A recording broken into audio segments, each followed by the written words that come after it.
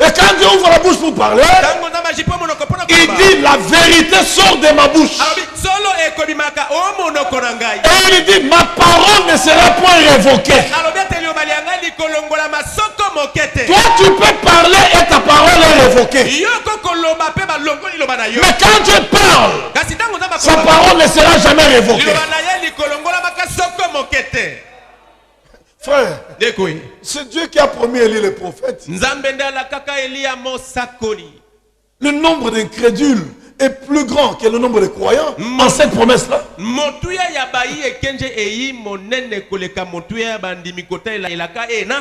Malgré le nombre d'incrédules, Dieu n'a pas révoqué sa parole. La parole demeure. Et qu'il ne le veuille ou pas. William Branham, c'est le prophète de notre temps. Même aujourd'hui, frère, le nombre de gens qui croient le ministère de Matthieu 45 est minime par rapport à ceux qui doutent. Mais que ces gens-là ne le veulent ou pas. Effort de Franck, c'est Matthieu 24, 45 à 47. C'est lui le serviteur fidèle et prudent que Dieu a établi sur les domestiques de sa maison. Il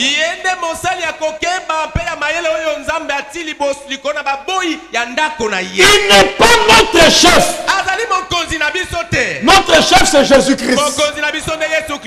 Mais Dieu l'a établi pour nous donner la nourriture au temps convenable. Et par ces canaux-là, nous parviendrons à l'unité de la foi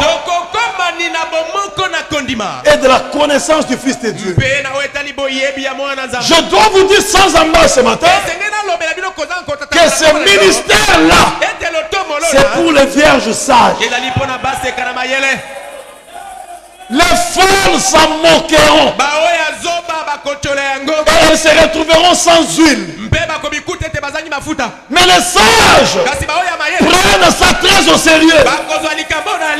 Et grâce à cela, les sages remplissent leur vase d'huile en réserve.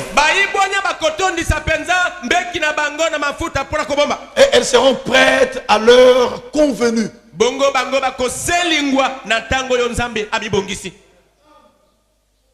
Je suis clair dans ce que je dis. Et je ne m'en repentirai pas. Parce que ce que je dis là, même Dieu au ciel connaît que c'est la vérité. Frère, un homme qui a reçu la révélation. La révélation orientera sa marche. Et il se comportera différemment de ceux qui n'ont pas la révélation.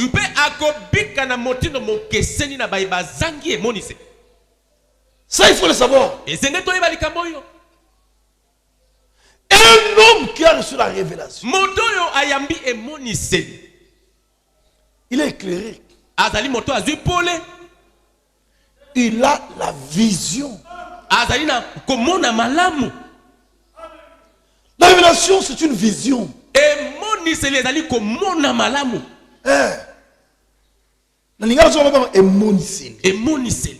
Et partout dans la Bible, c'est écrit révélation. Généralement, Darby traduit ça par vision.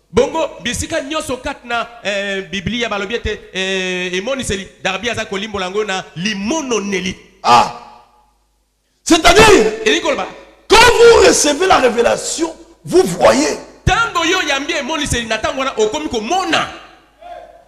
Et vous aurez un comportement différent de ce que vous avez avant la révélation.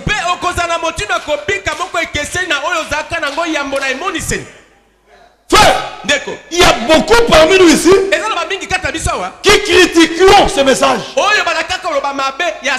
parce qu'on n'avait pas la révélation. Mais depuis qu'on a eu la révélation, que ce message est la vérité, on ne critique plus. Par contre, nous sommes impliqués. Paul, quand il était seul, il persécutait l'église de Dieu. Mais depuis que le Seigneur s'est révélé à lui sur le le chemin de Damas. Je suis Jésus que tu persécutes. Il a compris que cette colonne de feu là, qui était Yahweh dans l'Ancien Testament, c'est Jésus dans le Nouveau Testament. Le même Paul qui persécutait ces messages-là est devenu prédicateur de ces mêmes messages. Frère, la révélation change le comportement. Sœur, aujourd'hui tu es naturel, non? Reviens 15 ans avant. Tu détestais les sœurs qui étaient naturelles.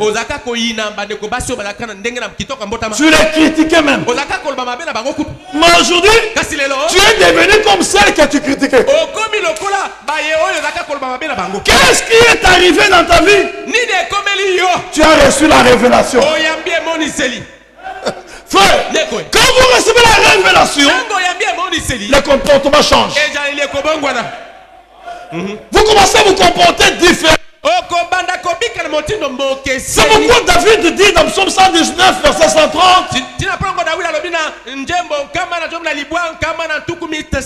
la révélation de tes paroles est claire. Remarquez, frère, c'est notre culture de base. Hein? Je ne vous demanderai pas de vous lever. La révélation de ta parole est claire. C'est-à-dire que tu étais dans l'obscurité. Quand la révélation vient, elle t'apporte la lumière. Elle t'apporte la vision. Et un homme qui a reçu la révélation ne t'attend plus, mais il marche là où il faut marcher.